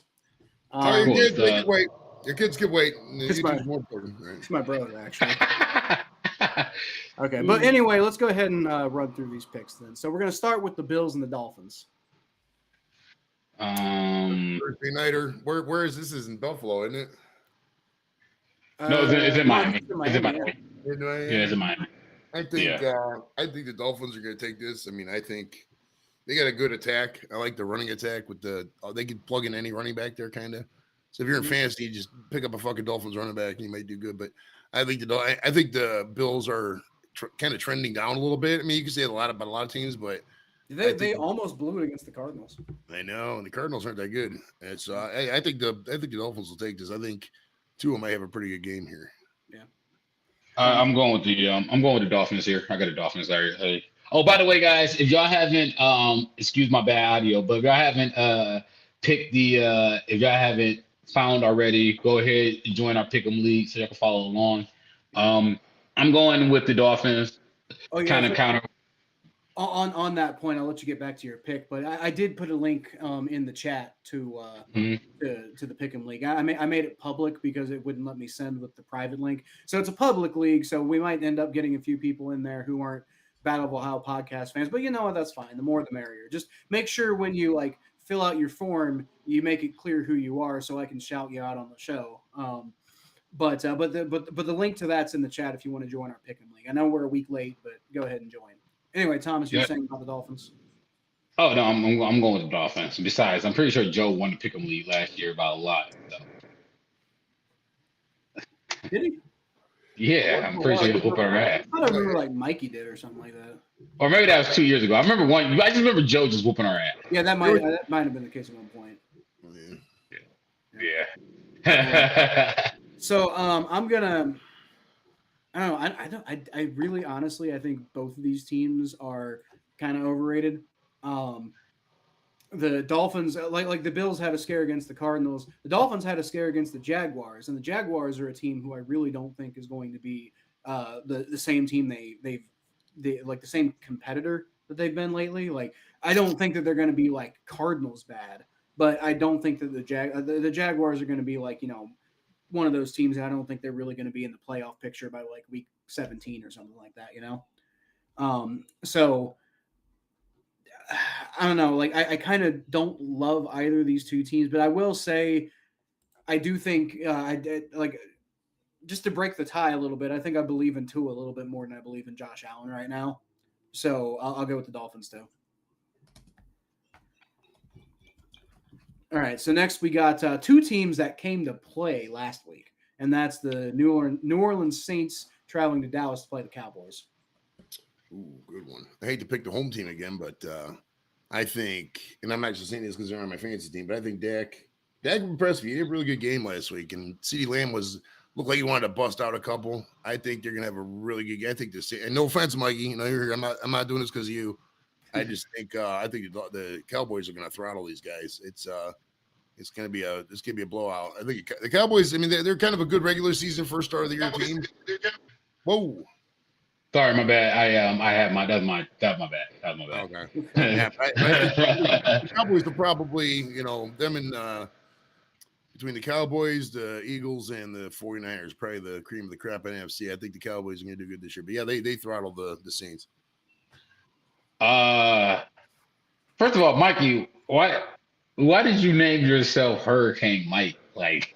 I think it's because he goes off like a hurricane. Like he'll do these live streams and he'll just absolutely lose his fucking mind over some bullshit the Saints are pulling. Okay. Anyway, I'm gonna go with the Cowboys. Sorry, Mikey. Be safe out there. Cowboys look good. They're gonna be home. That stadium's gonna be amped to Dallas. Yeah, give me the Cowboys. Give me them boys. So I'm also gonna take the Cowboys. And it's so like Joe. I don't know if this is what you were saying, Thomas, but Joe, you were saying you think the Cowboys are going to be one of the best teams in the NFL this year, and I do think I was impressed by the way they played against the Browns last week. But I've been of the opinion that the Cowboys are going to be not the same Cowboys team we're used to seeing, which is at the very least a good regular season team. I just don't really believe in what the Cowboys are selling this year quite so much. But I also really don't believe in the Saints. Like, no offense, Mikey, but like, y'all beat the piss out of the Panthers. Cool, that was the Panthers. Every any given week, every NFL team can be whoever. But at the same time, I don't know. I have a lot of concerns about the Saints, and I have less concerns about the Cowboys. So I'm going to take the Cowboys, especially since it's in Dallas. But I will say, if the Saints pull it off, maybe I will reconsider my position on the Saints, to be fair. Because the Cowboys looked better than I thought they would against the Browns. That's part of the reason I picked the Browns. Wasn't because I was like, oh, the Browns are going to be this juggernaut team this year. Part of the reason I picked the Browns is because I just didn't think the Cowboys were going to be that great. Fuck yeah. Micah Parsons is a hog, dude. That guy is. Well, Micah Parsons is Micah Parsons, but I mean, like, even like T.J. Watt plays for a bad football team too, and he's a yeah. All right, so we got Baker Mayfield and the Buccaneers going to Detroit to play the Lions. I think Baker Mayfield reverts back to old Baker Mayfield and lose to the Lions this week. Yeah, I would say I don't like big Lions go 2-0, but I just don't see Baker going on the road and winning in that environment up there. The Lions fans are pretty rabid; they want blood, just like all of us do. But they can taste success recently, so I think the Lions. They're not going to blow them out, but I think the Lions will win in a sloppy game in 2017, something like that. Yeah, I do agree with you, Thomas, that Baker Mayfield will probably come back down to earth at some point. I don't know if I think that'll happen this week, but I don't. I will say I don't think it'll be enough. I think the Lions are just holistically a better team than the Buccaneers, so the Lions will win. And I think Baker Mayfield will do fine. I do think he's probably gonna have a couple bad games this year because this is what Baker Mayfield does. I don't necessarily think it'll be this week, but I still think the Lions win. Man, Joe, I need to come join you, man. Where you at, man? I'm trying to have some fun, man. Every tailgate, bro, I bring this dirty ass weed. Man, shoot, man. I see you next week. All right. You got the Colts going to Green Bay to play the Packers. And this is Malik Willis's Packers. Upset special here. I like the Colts in this one. The Colts, assuming he's healthy, Anthony Richardson is going to be one of the best quarterbacks in the league this year. That dude's got some fucking. He's got all the tools. He's like what Vince Young, what we thought he was going to be when he came to the NFL. I mean, Richardson's a good quarterback. Yeah. And I think the Colts. Upset this week. I think Malik Willis is absolute garbage. I hate calling people that. I mean, he plays football like he's just not good. He's just not an NFL quarterback. I mean, the Packers still got an okay team, but I call the Colts an upset here. Okay, Thomas. I'm going to agree with you, Joe. I'm going to go with the Colts upset over the Packers. Packers coming off that game in Brazil. You lose your starting quarterback for 4 weeks. The Colts really aren't a bad team. They weren't a bad team last year. They're not really a bad team this year. They have a lot of ways they could beat you. I'm going with the Colts. Okay. So let me just say real quick, you two are absolutely butt fucking insane. Like you're ridiculous. How on earth do you think this is an upset? Because of course the Colts are going to win. like Malik Willis is the Packers quarterback. The Packers have a good team, but Malik Willis is their quarterback, and he's so bad, dude. He's pretty bad. And you're right, Joe. I've been saying since the draft that Anthony Richardson is that guy. So yeah, like I think you guys are, well intended, but an upset, hell no. I mean, even ESPN agrees. ESPN's got 62% of people are picking the Colts. What is the? I just said upset because I figure it's a spread for the Packers. What is the line on that game? You got? I don't know what the line is off the top of my head. I just know on the ESPN pick'em, the Colts are like 62% of the people are taking the Colts. Only 38 are taking the Packers. All right, makes sense. Okay. All right. So next you got Aaron Rodgers going up against Mayo Man. Jets. Against Levis, huh? Jets are 3.5-point favorite. The Colts are favored in that game. They're 3-point favorites. So you are right. Jets are 3.5-point favorites against Tennessee. Well, I hate this. I know some of you guys like the Jets. I think the Titans get it together here. I think the Jets got a good defense, but man, I think Rodgers is just gassed, dude. He's 40 years old. He's coming off an injury. He is. I mean, he's in the lifestyle, and you know what I'm talking about. He's into the psychedelics, and you see all this shit he does on McAfee, and you know he's got a fucking job waiting for him after that. He just fucking print money. So I don't think his heart's in the game anymore. I know that's a bummer for Jets fans. I think I think Tennessee's going to take this one. It's not going to be. It'll be very close. It'll be a battle, But I think the Titans are going to win here. I don't like to count somebody out after injury, but I will count a 40-year-old out after injury because age and injury matters, and the fact that Aaron Rodgers is already a made man. Like Aaron Rodgers literally has nothing to prove. Yeah. At this point in his career, he really doesn't. I mean, he could maybe. He could win another Super Bowl. He could win another Super Bowl. The thing is that one Super Bowl was so early in his career. That like you could maybe make the argument that at this point he's just got to prove that he's not just a fluke. Yeah, I mean, but after winning that Super Bowl, he won like 3 MVPs. It's true. Like he's fine. Aaron Rodgers is fine. He's a made man, and I'm with Joe about these psychedelics and stuff. So I don't know what kind of season we're gonna get out of Aaron Rodgers, but I'm actually gonna go against you, Joe. I'm actually gonna say the Jets bounce back this game because I do think they take care of the Titans. Because although Aaron Rodgers' heart might not be in it, I do like the Jets coach. I do like the Jets defense. I think they'll find a way to beat the Titans. I'm gonna also take the Titans in the upset. Not that I think it's a massive upset, just based off of the spread. Like 88% of people are picking the Jets, 12% are taking the Titans. And I get it. The Titans look bad. No Derrick Henry. All your hopes are off of Will Levis. But I got to say, I love Will Levis. I'm a Kentucky fan, and he played at Kentucky. And he wasn't that good at Kentucky. I don't understand how he was talked about as a first-round pick. But he still played at Kentucky, so I love the guy. I will never forgive you guys for Tim Couch, by the way. You're welcome. But anyway, I mean, that might be like the 10 millionth time I've said that on this podcast. But anyway, I'm not going to go all the way and say that Aaron Rodgers is totally washed just yet. But after what I saw last week against the 49ers, I'm not sure about him. I think he might get going eventually, but being as old as he is, it might take him a while. He's going to have to get out of that wheelchair first. Damn. You know that Tim Couch is only 2 months younger or 2 months older than Tom Brady. That's absolutely ridiculous to think about. Is that funny? Because it's just Tom Brady just retired like 2 years ago. Literally last year, wasn't it? 2 years ago. Yeah, 2022 was the last year. Yeah. Well, it was 2 seasons ago. Was it? He most recently played 2 seasons. You know what I mean. Yeah. All right, so 49ers, Vikings. Both 1-0 teams, believe it or not. All right, let's see here. What's the spread on this? Niners, by the way. But yeah, go ahead, Joe. I'm going to think you're right about this. Those are 6-point favorites. Yeah, I don't. I really like Shanahan. I think the Niners. I mean, if we're predicting Super Bowls, I mean, at this point, until I see otherwise, it's a repeat Super Bowl in my opinion. We're probably gonna see Casey in San Francisco. I think they could easily dispatch of the Vikings. Vikings might be in play here. This isn't going to be a blowout, but I think the 49ers win. Right. I'm going to take the Vikings.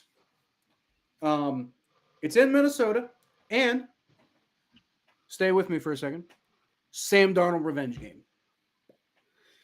I don't really think. No. But I don't know. I do think this feels like let's see, who are the 49ers playing this next week?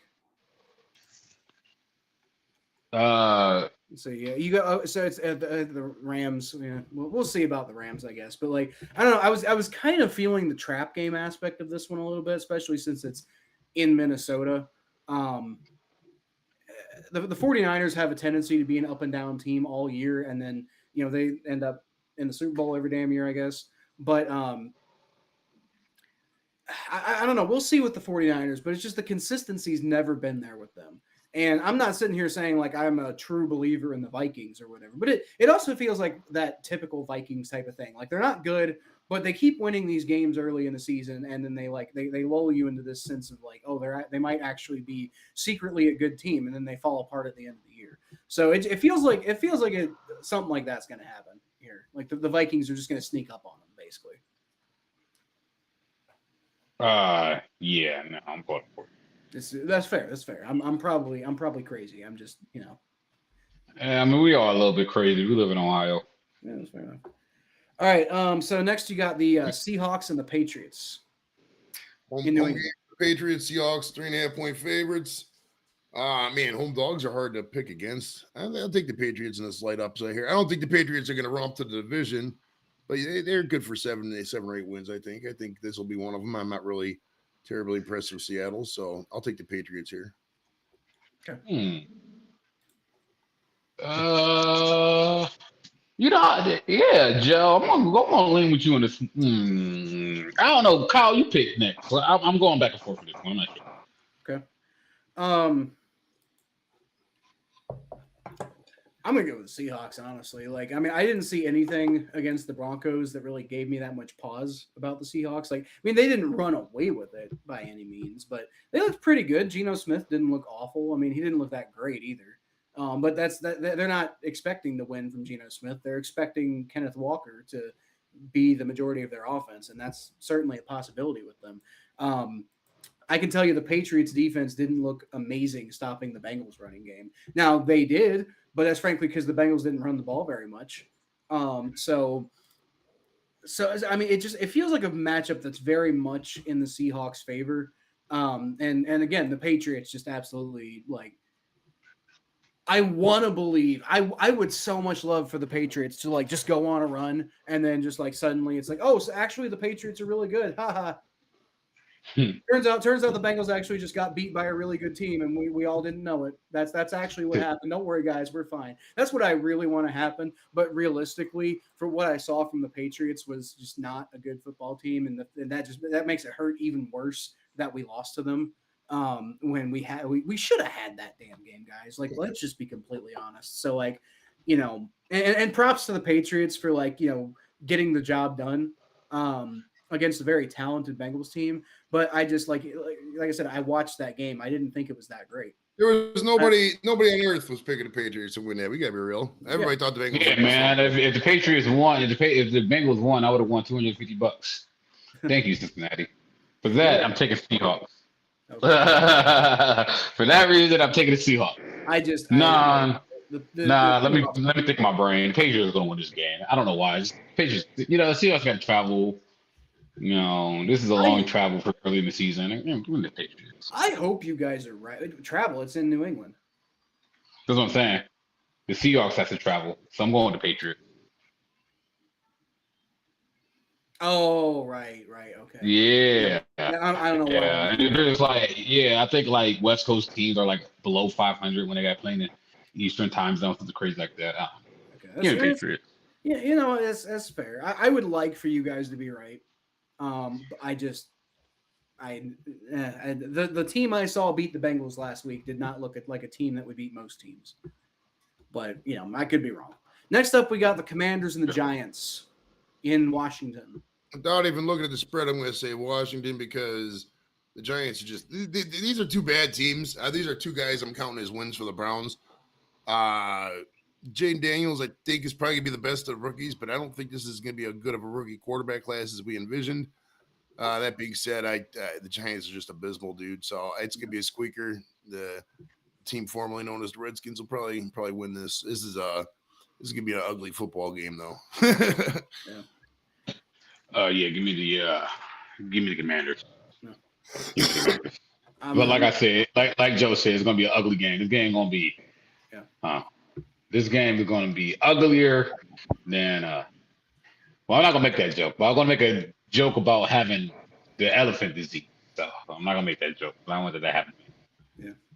I'll take the Commanders because I have been one of the most vocal critics of Daniel Jones, of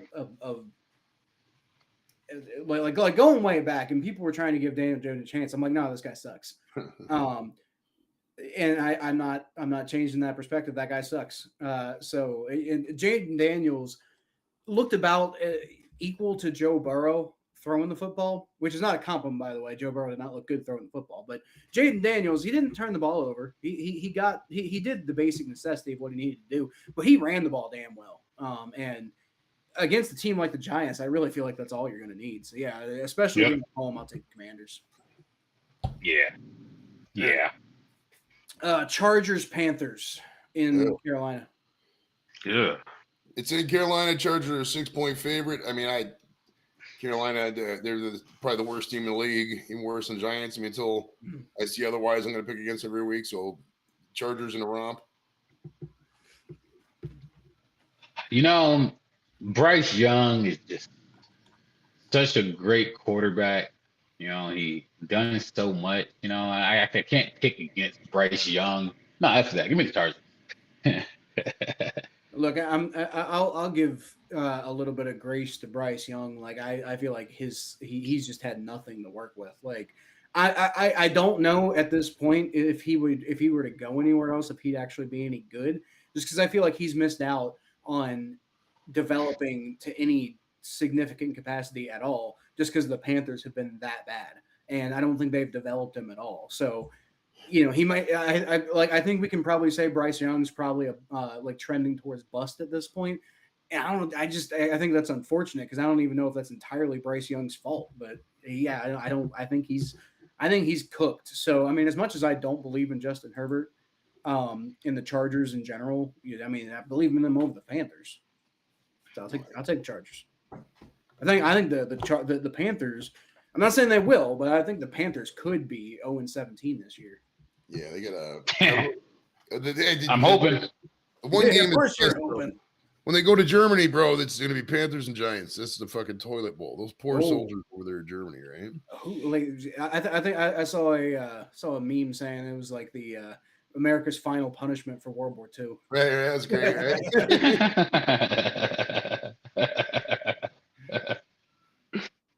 All right. So we'll skip over these division games until last. So let's go with Rams Cardinals. All right, let's see here. Cardinals another team that I don't believe in. Arizona's a 1-point favorite. I think the Rams take this. I don't like Arizona at all. I think Kyler Murray's heavily overrated as a quarterback, extremely, and as a human being. It's not going to be a romp, maybe a touchdown or two, but LA is going to take this. Rams will win this one. Mm-hmm. I'm going to go to Cardinals. Okay. Why? Because I thought they played against the Bills pretty good. They did. And yeah. I like that Marvin Harrison kid. Yeah. I'll take the Rams for basically the same thing Joe was saying. I don't believe in the Cardinals one tiny bit. I will say, Thomas, that was impressive that they did like make it tough on the Bills last week, but they did that a lot last year. They made it tough on teams that they shouldn't have made it tough on, and yet they still lost a lot. They beat the Cowboys. They beat the Cowboys. That was crazy. They didn't make it tough on us. We beat them. We beat them 31-0. Yeah, we kicked their ass too. Yeah. Not they didn't make it tough on everybody, but they made it tough on a few teams. And what I saw last week against the Bills. Well, I didn't see it because I was watching the Bengals game, but from what I can tell, that game against the Bills really just had the same kind of character as a lot of like their games last year, where they almost win, but then they wouldn't win. And so I don't think the Cardinals are a good football team. And I don't think Matt Stafford is, quite washed up yet. So I mean, I'll take him all day over Kyler Murray. So let's see. Next we got the Bears and the Texans in Houston. All right, Houston's a 6-point favorite. I'm gonna hate pick on this one because I fucking hate the Texans. Bears 38-10. Caleb Williams is not gonna be an entity. They're gonna find a way to do it on defense. Because fuck Houston.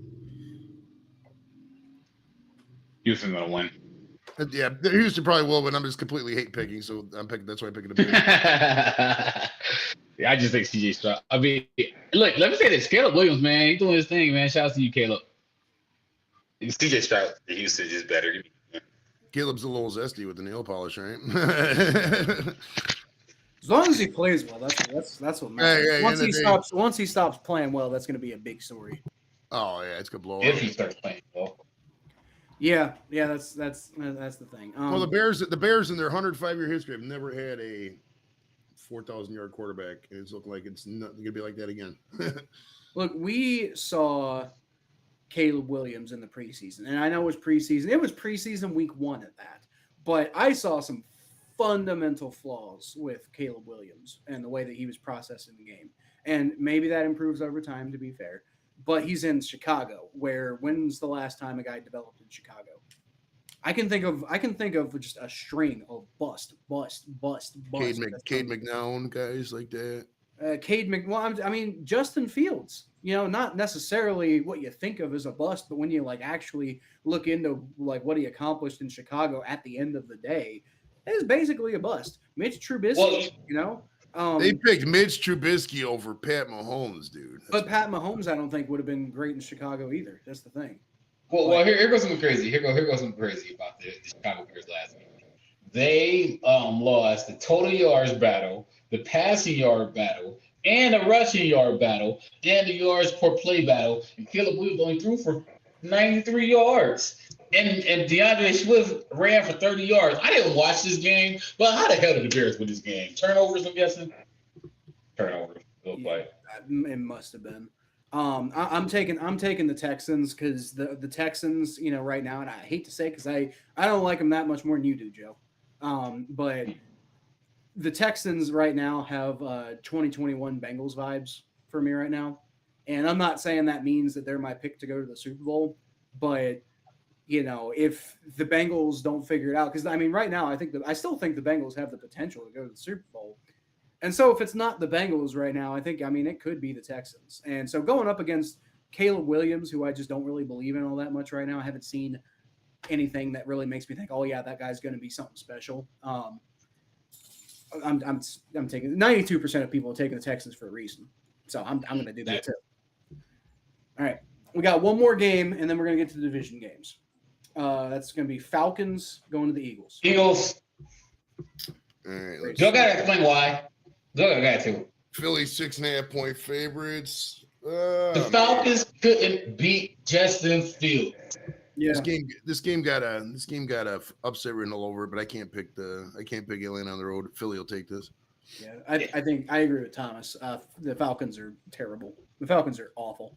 I didn't think the Falcons were going to be this bad. They came out, and particularly Kirk Cousins was a shit show. If Kirk Cousins is going to be this bad, there's no hope for the Falcons. So I'm taking the Eagles. I'm not really thinking about it really.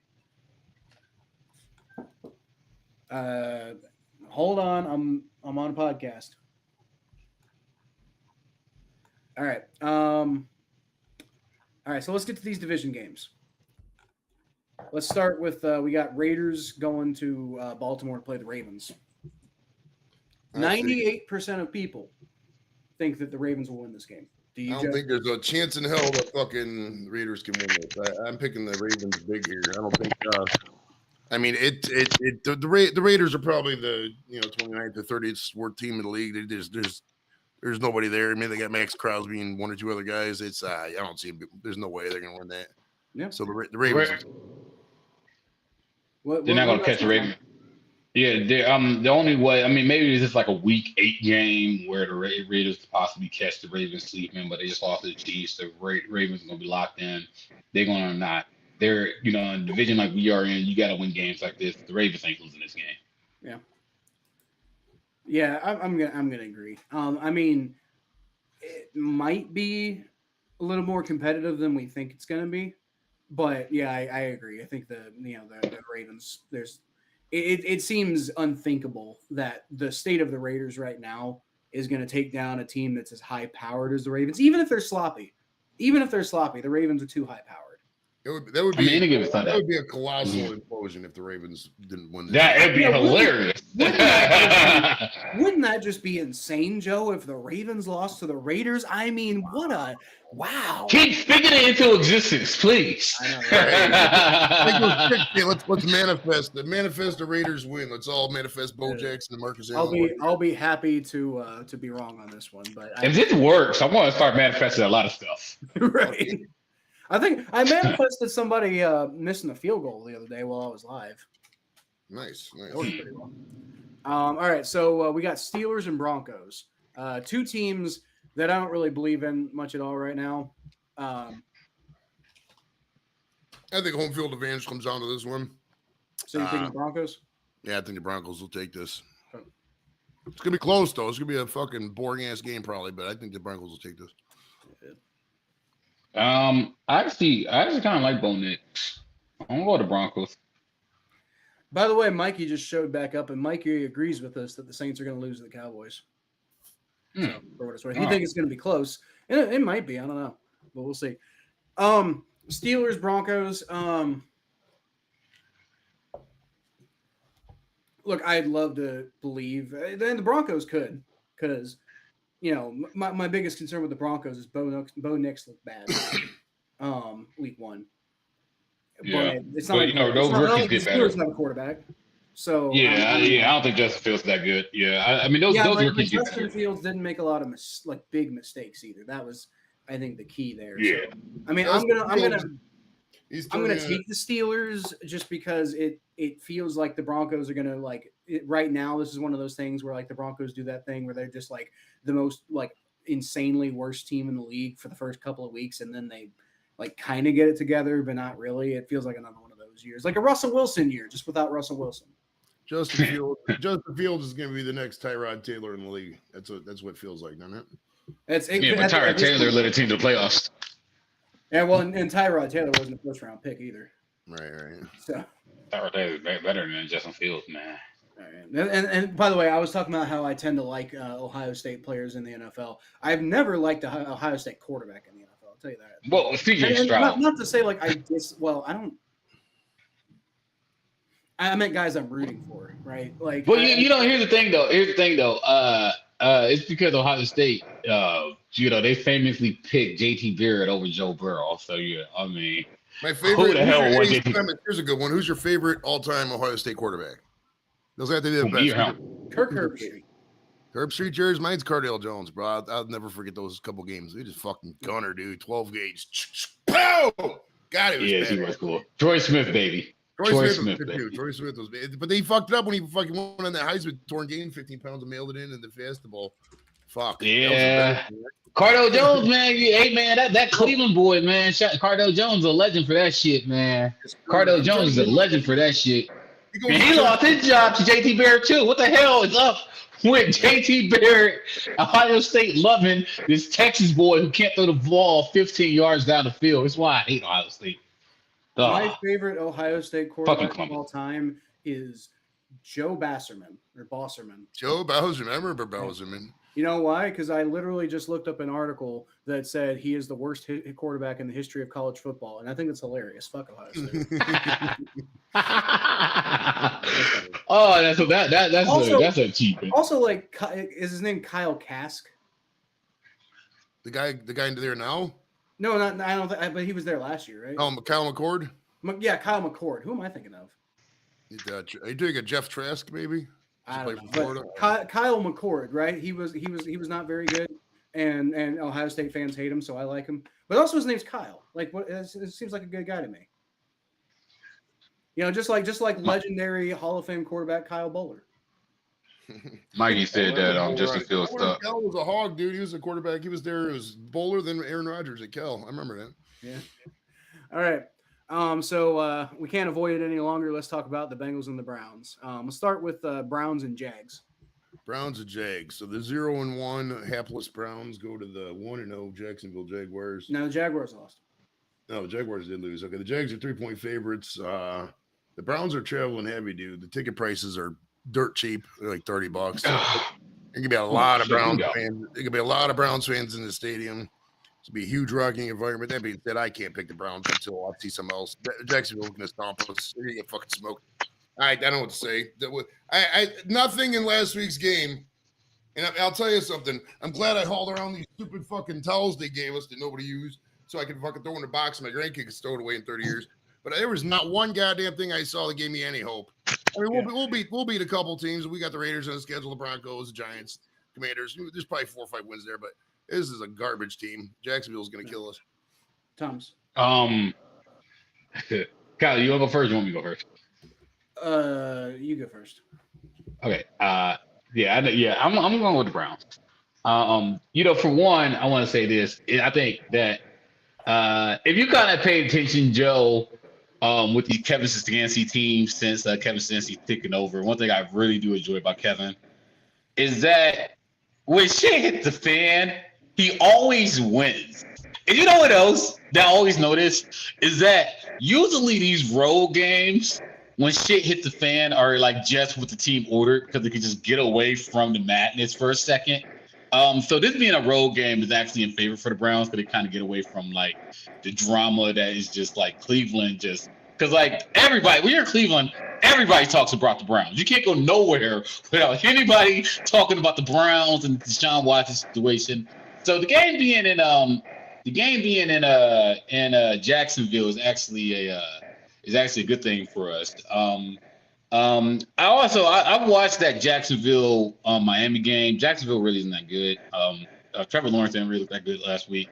I know our quarterback didn't look that good, but I think our defense is going to do really good against Jacksonville. I think Deshaun comes back. I think Deshaun has a better game this week. I really do. I think Deshaun has a better game. I think our offense looks a little more in sync. I just think that there's just going to be a heightened sense of focus. There's something about having the feeling that the season's over and realizing that it really isn't. I think the Browns will be fine. They won 11 games last year after 2/3 of the roster was hurt. This isn't a bad team. This is not a bad team. That wasn't a mirage. This is a very good team, and I think the Browns are going to bounce back heavy. So give me the Browns. Give me the Browns. All right. And the Browns. That matter. I think Thomas, honestly, you convinced me because I was gonna go with the Jaguars, but I thought about it. I think you're right. The Browns, at least under Kevin Stefanski, do kind of tend to not let things like this pile up on them, especially early in the season. The difference here is like I feel like the Jaguars have very similar problems to the Browns. Now Trevor Lawrence wasn't as catastrophically bad as Deshaun Watson, right? But Trevor Lawrence, I think, has gotten past the point where anybody's impressed by him anymore. And so just like I don't really see what real quality weapons the Jaguars have. Whereas like the Browns have a few aces in the hole. Myles Garrett's one of them. I think Myles Garrett could take over this game. And if you like Joe, you're like it'll be a raucous environment. Like, are you sure in Jacksonville? Like you're gonna have a real big rocking crowd in Jacksonville. I think Myles Garrett could silence that crowd in Jacksonville. And the main reason why I am picking the Browns is because the Bengals couldn't possibly get that lucky to have the start I'm expecting the Bengals to have. And then have the Browns also have the same start. I just can't imagine the Bengals getting that damn lucky. So I'm going to take the Browns out of pure cynicism. Man. I feel good. All right. Ooh. All right. Bengals Chiefs in Kansas City. Take it away. Really? The Bengals are, and we saw them last week. I mean, they're not going to have that as bad of a performance, but there's a chance the Bengals could win this. I mean, the Bengals have beaten the Chiefs a couple times. I don't see it in this game, though. I think the Chiefs' offense is clicking. If they could stop, hold the Bengals under 20, they could easily win by a couple touchdowns. I'm not saying they're going to. It'd probably be a 7 to 10 point win for the Chiefs, but I'm taking the Chiefs here. Mm-hmm. Okay.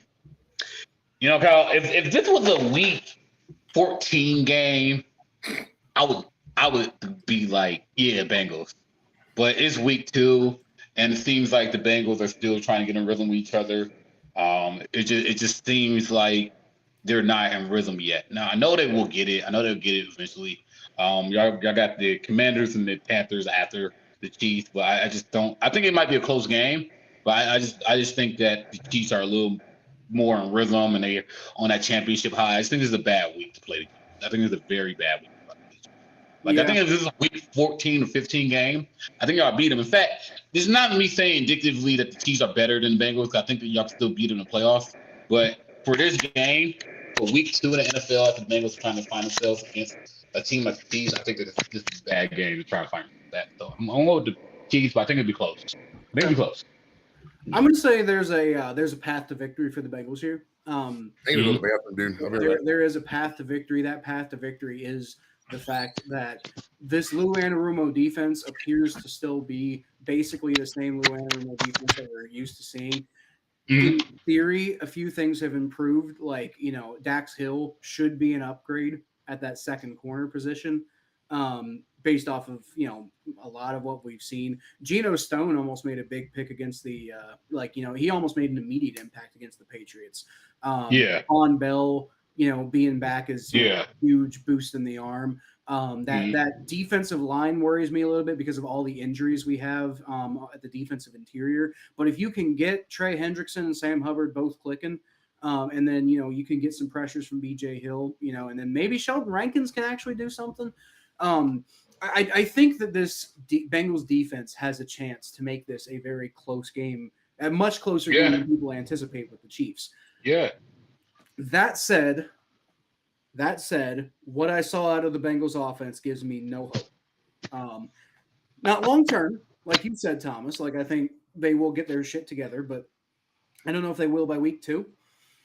Yeah. Maybe, I don't know. Joe Burrow is that type of guy who just, when he sees a big prize, he puts everything he has behind it. And this feels like as big of a prize as you can have in week 2, right? Like, you just got embarrassed by the Patriots, and you need desperately to put all that behind you. You need to go get like a big, like, eye-catching win like this. Like if the Bengals can pull this off, then suddenly, you're talking about like, okay, week 1 was a fluke. We're fine. The Bengals are right back to being Super Bowl contenders if they beat the Chiefs.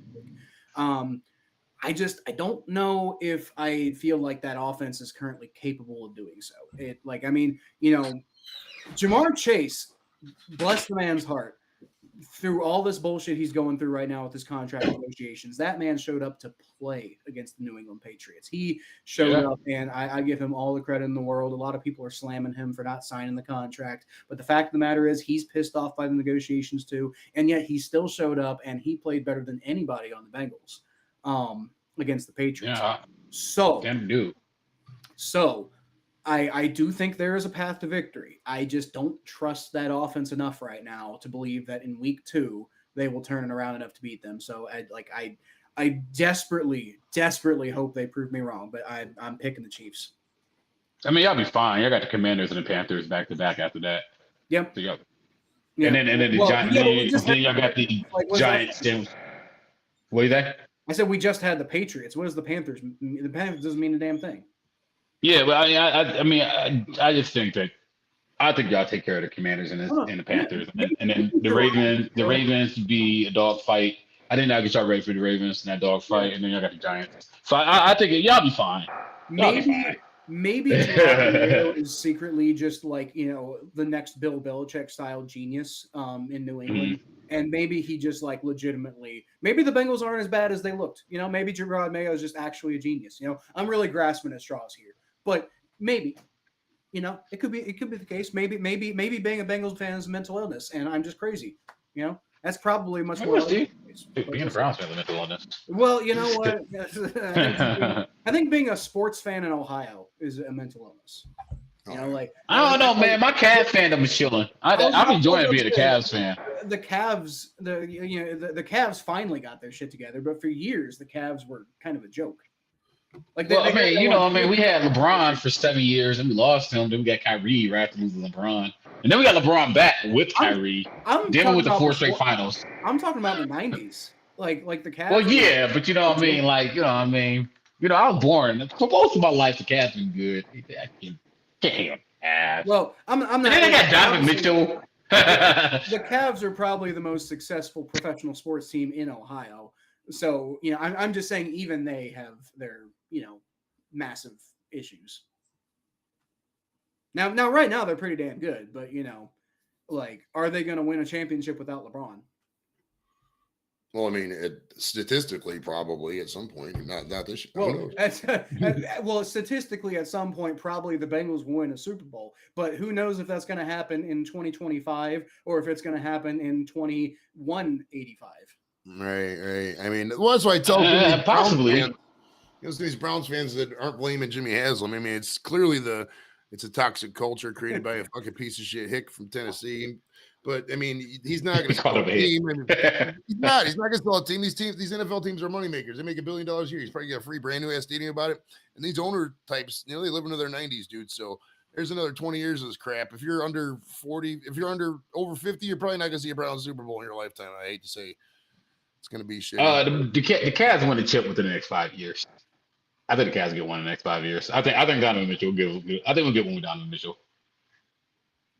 I think we'll get one. Maybe two, hopefully. Having Danny Allen is a mental illness. Who's Dennis Allen? Dennis Allen, he's the coach of the Saints. Thomas, are you aware of the situation? So the Saints kicked the Falcons' butts. Like, they blew them out last year in a game they played, and they scored a touchdown at the end to kind of like drive the knife in a little bit. They were running up the score a little bit, and Dennis Allen publicly apologized to the Falcons for running up the score. And me and Mikey have both been in very much agreement that Dennis Allen should have been fired the second he publicly apologized to your. Shit, I want to fire him right now. I'm not sitting here saying like every team should always run up the score, and I understand sportsmanship and stuff, but that's a conversation you have with your players behind closed doors. You don't like tarnish a win by telling the media that you're apologizing to the Falcons. Like that's such bad. What is this, Pee Wee football? Well, it's not just the fact that it's Pee Wee football, but like your job as the coach is to be like a morale booster for your players, and they're all like super excited. They just had this big win, and like you're gonna sit there and like get mad at them for like scoring an extra touchdown. Like, what an absolute fucking shit show of a thing that you could do as the coach. If y'all want them to run the score, play better. That's my perspective always on that. Like, what are we gonna do here? I actually don't care about running up the score. It happens on my Bengals enough that like obviously whatever. But I mean that's the thing. Like, if you don't like the fact that they're running up the score, then stop them. And if you can't stop them, then you probably just deserve whatever result you're going to get. I mean, the Yankees, man, they don't give a fuck. You ever play the Yankees in baseball? They just run the score on you. They don't give a fuck, man. It'd be an 8th inning. It could be up 10-0. They'll score 8 runs on you and celebrate like it's the World Series. Fuck them Yankees. Who cares, man? It's professional sports. Anyway, I'm done. Yeah, I agree. Well, Pittsburgh, you suck. Yeah, that's don't pick music this time. That's all of our predictions, though, and I am already like 20 minutes late from what I was supposed to get to, which is, partially my own damn fault, but whatever. Anyway, point being, we got to get out of here. So I appreciate those of you who did show up in the chat. I appreciate you showing up. Joe, always good to have you on here. Always great to see you, Joe. Relatively late notice like that. Yes, and Thomas, I'll see you next week, hopefully at Monday night, because the plan, guys, is to do these shows on Monday nights, but obviously, life happens, and this is not in any way, shape, or form either of our jobs, like full-time jobs. So, sometimes things just get in the way. And but we do generally plan to be here on Monday nights. So hopefully we'll see you next Monday night. If not, obviously I'll put up a post about it. But if neither of y'all ever got anything if neither of y'all have anything else to say, then I'll go ahead and sign off. So y'all can always catch more of what I do at Kyle Phelps 92 on Twitter. I think at Kyle Phelps 92 on TikTok, although, haven't been super active on that lately, but I mean, pretty much just like YouTube, right? Come subscribe on YouTube. I appreciate all y'all who do. I am 10 subscribers away from that 500 mark. And then it's about public watch hours and stuff like that. But if y'all, can if we get that up, I promise you I'll be a lot more consistent with the content. Nice. Joe, where can they find you? Square Table Degenerates on YouTube. September 23rd, we got singer Chesney Hawks coming on. What else do I got? There's another guy coming on Saturday, some author. I can't remember his name. Yeah, but in February 3rd, I got Malcolm Reed coming on, but that's quite a ways off. Malcolm Reed, damn. Yeah, it was a good one. He got the email back. I was like, fuck, that guy's got like 2 million subs on YouTube, bro. It's gonna be legit. I'm recording. I'll check that one out. Joe, don't be a stranger. Make sure you keep track on our Pick'em League. We'd love to have you on our Pick'em League. So. You can find me on T_Star94 on Instagram, Thomas J Network on Twitter, Thomas J Network on YouTube. We got some exciting projects coming up. We're actually currently planning a music video soon, so keep eye on. Let's go. Yeah. It's exciting, actually. Very exciting. That's pretty sad. I look forward to seeing that myself. Yeah, it's gonna be really exciting, actually.